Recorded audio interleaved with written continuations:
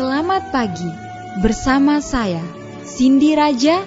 Mari awali aktivitas dan pelayanan Anda melalui renungan pagi bersama Allah di waktu fajar.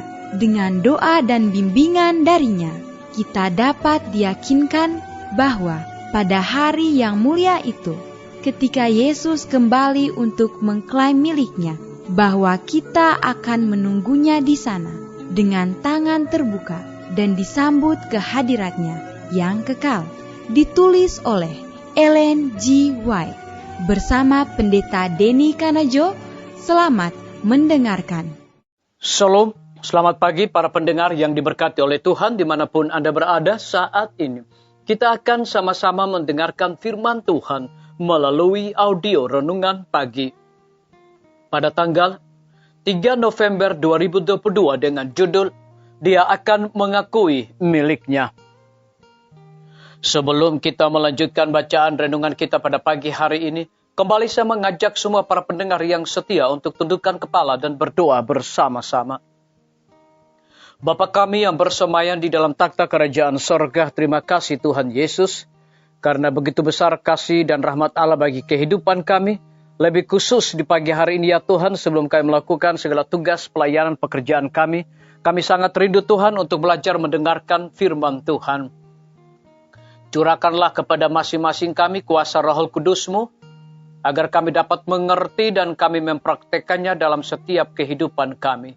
Terima kasih Tuhan Yesus, ampuni kami Bapa, karena kami sudah berdoa hanya di dalam nama Tuhan dan Juru Selamat kami. Amin. Ayat inti kita terambil di dalam buku Yesaya 43 ayat yang ke-6, demikian firman Tuhan. Aku akan berkata kepada utara, berikanlah, dan kepada selatan, janganlah tahan-tahan. Bawalah anak-anakku laki-laki dari jauh, dan anak-anakku perempuan dari ujung-ujung bumi. Mari kita ikuti penjelasannya.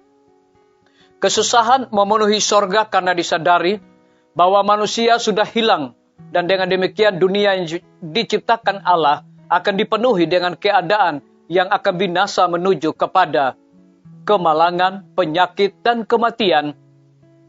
Dan bahwa tidak ada jalan kelepasan bagi yang melanggar.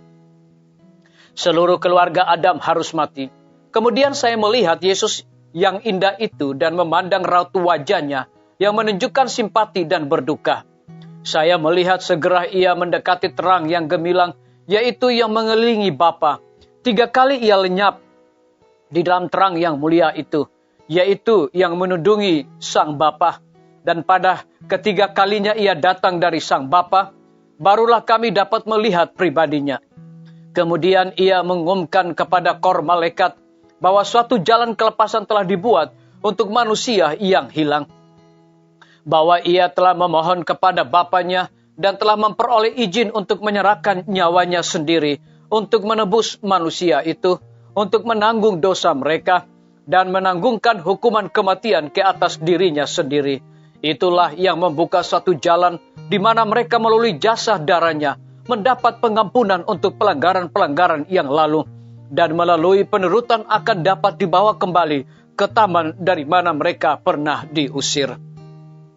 Disalin dari buku tulisan-tulisan permulaan, halaman 205 sampai 206.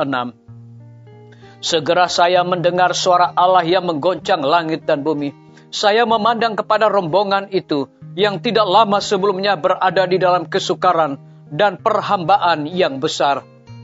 Penawanan atas mereka telah terbalik. Suatu terang yang mulia bersinar ke atas mereka.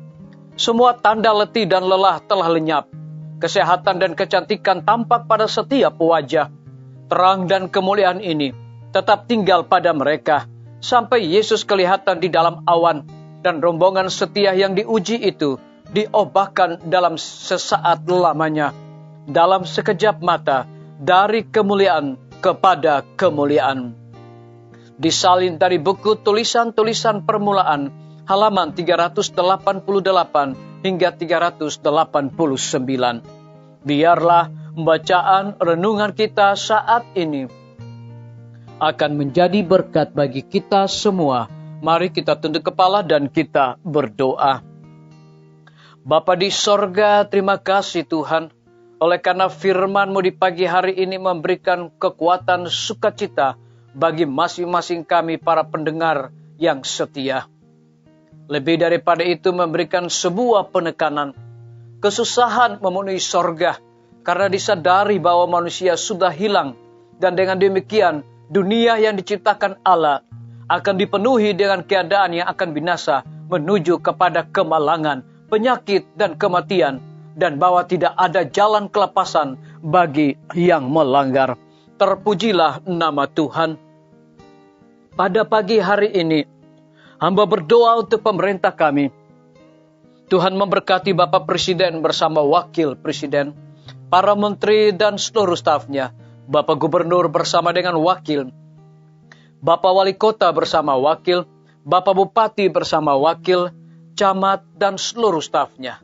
Kepala desa, lurah, RT, RW, dimanapun mereka berada saat ini Tuhan.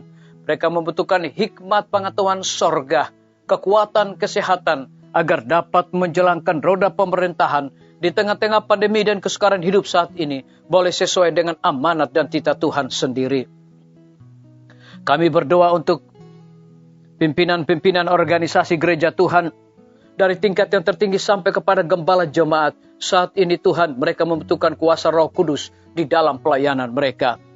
Kami menyerahkan guru-guru, kepala sekolah, setiap siswa, mahasiswa, para dosen di setiap lembaga pendidikan dengan hikmat surga. Mereka dapat mendidik anak-anak untuk memiliki karakter Yesus Kristus. Kami menyerahkan tim medis ke dalam tangan Tuhan. Engkau berkati dokter, perawat, bidan, semua para pelayan kesehatan yang sedang melayani di setiap rumah sakit, puskesmas, dan pustu. Kiranya hikmat pengetahuan sorga, roh dedikasi yang tinggi Tuhan berikan bagi masing-masing mereka. Lebih daripada itu kami berdoa untuk perizinan Rumah Sakit Advent Kupang dan Rumah Sakit Advent Palangkaraya. Tuhan berkati semua para dinas dan juga instansi. Tuhan berkati juga para tukang material, pembina rumah sakit, agar dengan hikmat sorga mereka semua dapat menyelesaikan bangunan dan izin akan keluar tepat pada waktunya. Kami juga berdoa Tuhan memberkati TNI, Polri, PNS, wira swasta, petani, pedagang, nelayan, ojek online, dan saudara-saudara kami yang ada di dalam penjara. Lindungi mereka, pelihara mereka, cukupkan segala kebutuhan mereka juga Tuhan. Para pendengar yang setia dimanapun mereka berada saat ini yang berulang tahun, dengan bertambahnya usia yang Tuhan percayakan bagi hidup mereka, mereka selalu bersyukur dan memandang Tuhan setiap saat dalam setiap aspek kehidupan mereka. Yang berada di dalam kebimbangan ketidakpastian hidup, Tuhan berikan iman yang teguh untuk mereka bersandar berharap hanya kepada Tuhan Yesus. Terima kasih Bapa yang baik, ampuni kami Tuhan, karena kami sudah berdoa hanya di dalam nama Tuhan dan Juru Selamat kami. Amin. Sampai jumpa. Tuhan Yesus memberkati kita semua.